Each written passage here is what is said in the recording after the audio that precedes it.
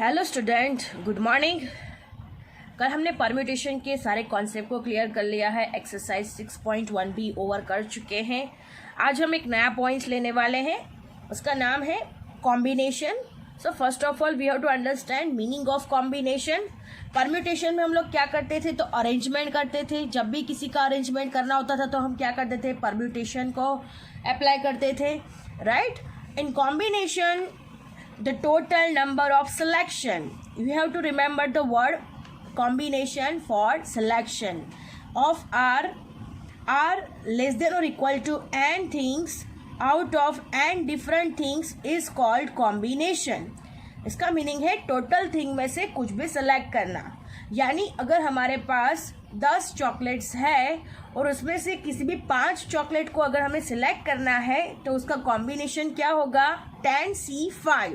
Understand, यहाँ पे लिखा है ना r इज लेस देन और इक्वल टू n, यानी n से r कैसा होगा, छोटा होगा। अंडरस्टैंड, n यानी टोटल नंबर ऑफ थिंग्स, यानी 10 चॉकलेट्स। 10 में से कितनों को सिलेक्ट करना है, 5 चॉकलेट्स को सिलेक्ट करना है। तो अंडरस्टैंड, तो r क्या हो गया हमारा 5। तो यहाँ पे क्या हो गया, r इज लेस देन और इक्वल टू n। उसको क्या कहा जाएगा, कॉम्बिनेशन। यानी किसी भी चीज का सिलेक्शन अगर हमें करना है तो उसको क्या कहा जाएगा, कॉम्बिनेशन। अगर हमारे 10 फ्रेंड्स है, 10 फ्रेंड्स आर देयर, सो हमें उसमें से किसी भी 5 फ्रेंड को हमारी पार्टी में इनवाइट करना है। तो हम लोग कैसे इनवाइट कर सकते हैं, तो 10C5 से हम लोग इनवाइट कर सकते हैं। Understand, it is denoted by NCR। n यानी total number of things, r यानी सिलेक्शन। हमें कितनों का सिलेक्शन करना है वो r में कंसीडर किया जाएगा। Understand, now here order is ignored. Permutation में क्या था, ऑर्डर को हम लोग इग्नोर नहीं करते थे, ऑर्डर को क्या करते थे, कंसीडर करते थे। आपको पता होगा ए बी और बी ए को परम्यूटेशन में कंसीडर किया जाता था, but in combination here order is ignored. A B and B A are consider at the same selection. A B को सिलेक्ट करो या तो बी ए को सिलेक्ट करो, ये हमारा क्या हो जाएगा, सेम सिलेक्शन हो जाएगा। अंडरस्टैंड, यानी यहाँ पे जो ऑर्डर है वो क्या है, इग्नोर होता है। जबकि परम्यूटेशन में क्या होता था, ए बी और B A are 2 different permutation को माना जाता था, बट सिलेक्शन में क्या होगा, A B and B A are the consider at the same selection. Next है NCR is equal to n factorial divide by r factorial n minus r factorial. ये सारे के सारे फॉर्मूलाज है जिससे हमें सम को सॉल्व करना होगा। So you have to remember this. कब कैसे अप्लाई करना है, तो जब हम सम स्टार्ट करेंगे तब अच्छे से सीखेंगे। सेकंड है NC0 इज इक्वल टू 1, यानी टोटल थिंग में से अगर कुछ भी सिलेक्ट नहीं हो रहा, NC0 तो आपको आंसर कितना आएगा, 1 होगा। NCN यानी n और n दोनों सेम है तो उसका भी आंसर क्या होगा, 1। NCR is equal to NCN minus R। NC1 is equal to n, NCN minus 1 is equal to n। ये सारे के सारे formulas according to the sum change होंगे। जैसे कि परम्यूटेशन में हमने जैसे सम्स काउंट किए थे और हर सम में जैसे कि अलग अलग फॉर्मूलाज का यूज़ करते थे, वैसे ही कॉम्बिनेशन भी सेम वैसा ही होने वाला है। कॉम्बिनेशन भी हम लोग अलग अलग सम में अलग अलग तरीके के फॉर्मूलाज काउंट होंगे। अब नेक्स्ट लास्ट फॉर्मूला है हमारे पास। सो हमारा लास्ट फॉर्मूला है, if NCX is equal to NCY then x plus y is equal to n or x is equal to y. So these are the formulas for combination. Understand, again combination का meaning क्या है, so the total number of selection of r less than or equal to n things out of n different things is called combination। यानी combination में हमें क्या करना है, selection करना है।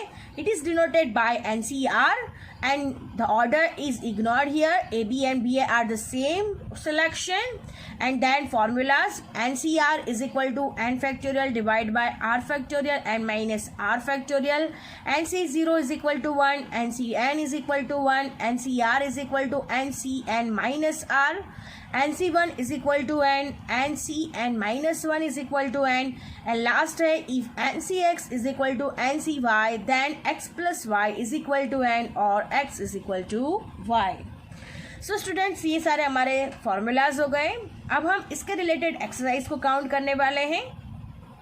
सो इसका रिलेटेड एक्सरसाइज है 6.2 जो कि कॉम्बिनेशन पे बेस्ड है, पूरा का पूरा सिलेक्शन पे बेस्ड है. So let us start exercise 6.2 sum number 1. So student exercise 6.2 question number 1. सबसे पहले हम क्वेश्चन नंबर 1 को सॉल्व करेंगे. Obtain the values of the following. 11C4, second है 9C0, थर्ड है 25C3 और फोर्थ है 8C8. सो स्टूडेंट हम इन सबको सॉल्व करना है. So let us start. हम यहाँ पे फॉर्मूलाज का यूज करेंगे और फिर उसे सॉल्यूशन करेंगे. सो let us start. So student question number 1 का सबसे पहला क्वेश्चन है जो कि हमने अभी रीड किया था. So question number 1 11C4 right. Obtain the values of the following. Question number 1 उसका फर्स्ट था 11C4. अंडरस्टैंड. तो हम स्टूडेंट्स ये सम को दो तरीके से सॉल्व करेंगे. आपको जो भी मेथड अच्छी लगे वो मेथड आप लोग अप्लाई कर सकते हो, जो भी इजी लगे वो मेथड आप लोग अप्लाई कर सकते हो. अंडरस्टैंड. तो हम लोग सबसे पहले लिखते हैं एनसीआर से कंपेयर करते हैं इसको. एनसीआर का फर्स्ट फॉर्मूला है N factorial divide by R factorial N minus R factorial. Right. This is the formula जो कि हम आगे देख चुके हैं. N C R is equal to N factorial divide by R factorial N minus R factorial. So this is the formula. अब हम क्या करेंगे, ये फॉर्मूला में डिजिट रख देंगे. तो सबसे पहले एन सी आर यानी 11C4 एन फैक्टोरियल है हमारे पास 11 फैक्टोरियल. एन इज इक्वल टू हो गया 11, आर इज इक्वल टू हो गया 4 फैक्टोरियल और 11 माइनस 4 फैक्टोरियल. अंडरस्टैंड. अब आप क्या करेंगे 11 factorial divide bye 4 factorial into 11 में से 4 माइनस होगा तो आंसर आएगा 7 फैक्टोरियल. अब हम इसे सॉल्व करेंगे तो 11, 10, 9, 8 और 7 फैक्टोरियल. बिकॉज यहाँ पे 7 फैक्टोरियल है ना, दैट्स वाई हम लोग 7 फैक्टोरियल तक जाएंगे. अब हम इसे सॉल्व करेंगे. So look at here student 4 factorial यानी 4 फैक्टोरियल का क्या हो जाएगा 4 इंटू 3 इंटू 2 इंटू 1 और 7 फैक्टोरियल हम एज इट इज रखेंगे. 7 फैक्टोरियल कट हो जाएगा तो हमारे पास आंसर क्या आएगा. तो 11 इंटू 10 इंटू 9 इंटू 8 जिसका आंसर आएगा 7920 और यहाँ नीचे आएगा 4 3 ज़ा 12 2 ज़ा 24 तो उसका आंसर आएगा 24. सो उसका आंसर आएगा 24. अब 7920 को 24 से डिवाइड करेंगे तो आंसर आएगा last 330. Understand. So this is the first method for solving the sum. Understand. ये हमारी फर्स्ट मेथड है. अब हम आपको सेकंड मेथड सिखाते हैं. Second method.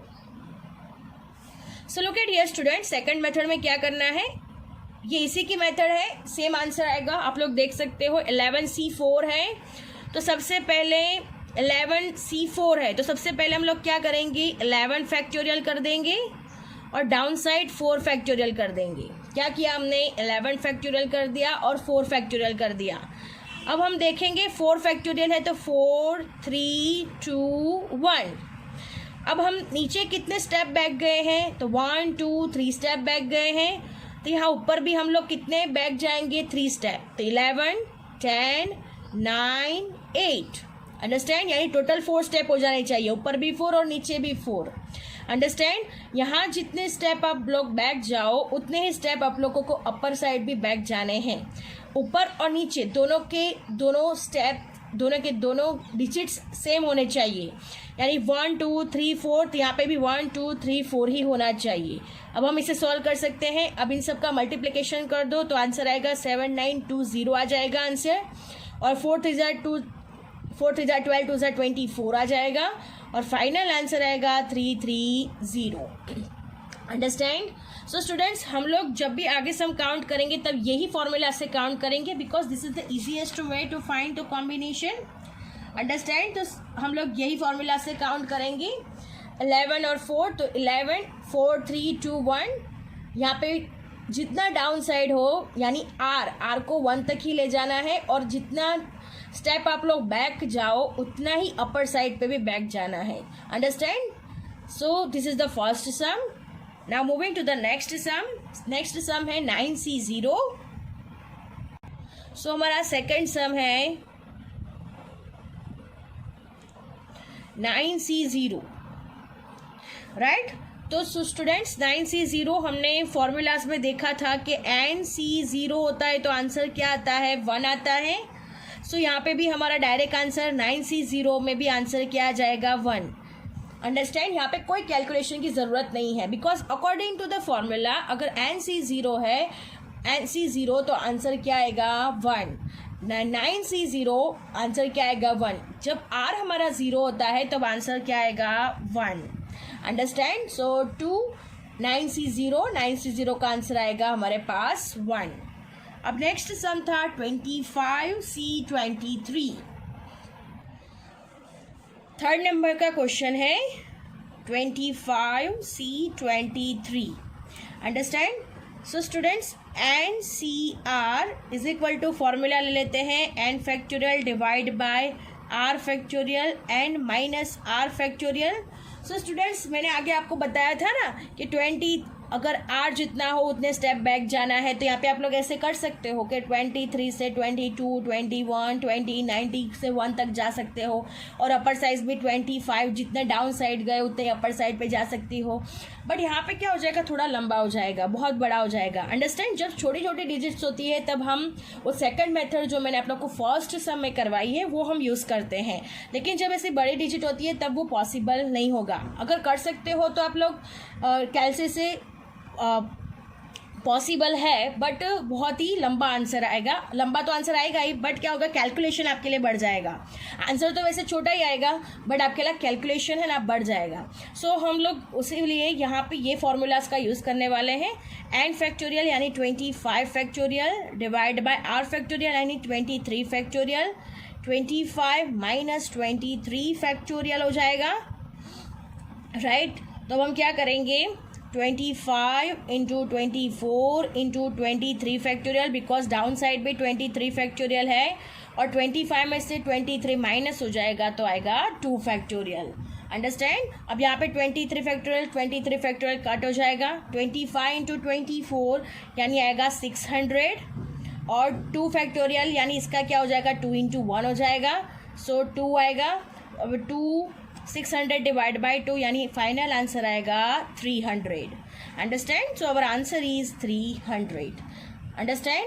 Now moving to the next sum, sum number 4 sum है 8C8 को सॉल्व करना है। अब स्टूडेंट्स हमने अकॉर्डिंग टू द फॉर्मूला में हमें पता है कि NCN इज इक्वल टू 1 होता है आंसर, राइट। तो यहाँ पे भी n भी सेम है, r भी सेम है, तो यहाँ पे NCN भी, यहाँ पे भी क्या हो जाएगा, आंसर 1 ही आएगा। 8C8 is equal to answer आएगा 1। Understand. 8C8 is equal to 1। जब भी n और m दोनों भी सेम हो, n और r दोनों सेम हो, तब हमारा आंसर क्या आएगा, 1। और जब ऐसी कोई कंडीशन लगती है 9C0, 5C0, 12C0, तब भी आंसर आएगा 1। r जब भी 0 होगा तब भी 1 आएगा आंसर, और NCN यानी n और r दोनों सेम होंगे तब भी आंसर आएगा हमारा 1। Understand. So student, our sum is over here. I hope you understand it very well.